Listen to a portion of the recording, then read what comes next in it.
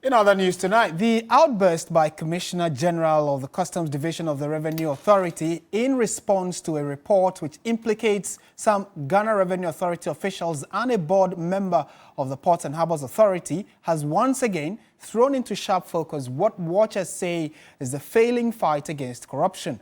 It is the second time public officials are openly disagreeing on the subject of corruption in which some institutions have been directly cited. Komladum has more. The last few days have served an embarrassing tale of what many anti-corruption crusaders and campaigners say is the arduous task of fighting corruption. We remember a couple of weeks ago, the Commission on Human Rights and Administrative Justice, SHRAJ, put together an anti-corruption report which found, among others, a number of state agencies topping that list as perennial or serial bribe takers. Top of that list, the police service, the immigration service, customs officials and other tax executives of state agencies. That report was fiercely resisted by many of these players in the sector. The Inspector General of Police, Dr. George Ekufu-Dampare, followed up his terse response to the Commission on Human Rights and Administrative Justice SHRAJ report with an emphatic response. We've never said that there are not a couple of people who are doing things in a corrupt way, punishing the illegal service. We've never said that. We are doing all what we can to handle it. But we will never accept the fact that we are the most corrupt institution in the country. Because all those researches have challenged methodologies. It would appear the police is determined to write off the corruption tag, but they are not alone. We are expecting that as a state institution that has done such a survey on another state institution will be fed with the specific findings relative to the Ghana Prison Service, so that the police administration can take the issue on board based on evidence, if there are any. If our position is based on mere allegations, then again I'll say that for us as an institution, we will not take it fully true that we deserve where we have been placed. Well, the people whose experiences were captured by SHRAJ and CDD's Afrobarometer survey findings maintain it is what it is. The police is always leading in this bribery and corruption. So I don't know why they keep topping the charts every time.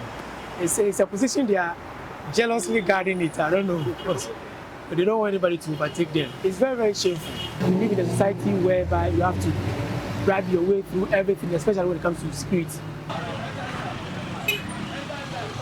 Fast forward, there's another report from the Office of a Special Prosecutor which has found influence peddling in the matter involving a member of the Council of State as well as a board member of the Ghana Ports and Harbours Authority, Madam Eunice Jacqueline Asuma Hene. In a company she owns, La Bianca, which is into imports of frozen foods into the country. But that finding has been met again by some stiff opposition from key players within the sector who have been mentioned.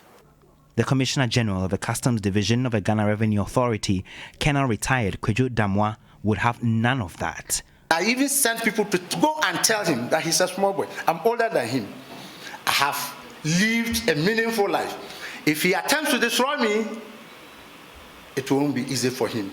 There's nothing in it. It's hollow. It's actuated by malice. Expectedly, civil society has not taken those comments lightly. From the citizens' movement against corruption to anti-graft campaigner Vitus Azim, the reaction has been unanimous. He went overboard. He was speaking emotionally, which to me was, very bad. But what do these seeming dogfights, or call it turf wars, or even open confrontations, mean for the country's corruption fight? Mary Ada is Programs Manager at the Ghana Integrity Initiative. For some who are watching would believe this is worrying because it could have potential of affecting the collaborative relationships we want to see, particularly of the anti-corruption institutions. In the recent past, led by the Commission on Human Rights and Admin Justice, they identified some of the issues that have bedeviled their work, including the duplication of functions and also the turf wars.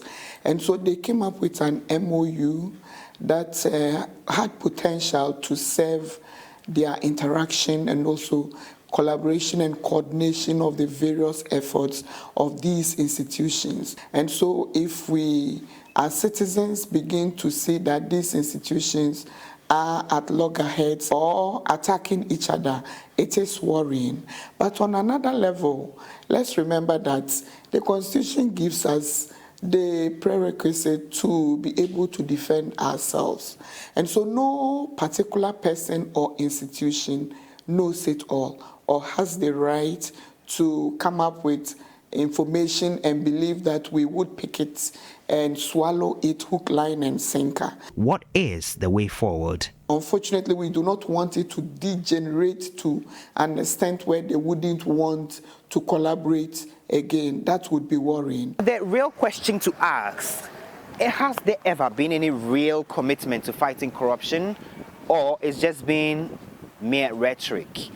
We remember ousted Auditor General Daniel Domelevo mentioned posterity will be the judge. Fighting corruption is dangerous. Fighting corruption, anybody who fights corruption is exposing himself to danger, is that not it? And corruption will fight you back any day, in whatever form it can. So that's why many people, if they will not like to fight corruption, because they don't want the fight that corruption can bring to them. But it is more dangerous not to fight corruption, because it will finish us. Just maybe, this fight against corruption is dead on arrival.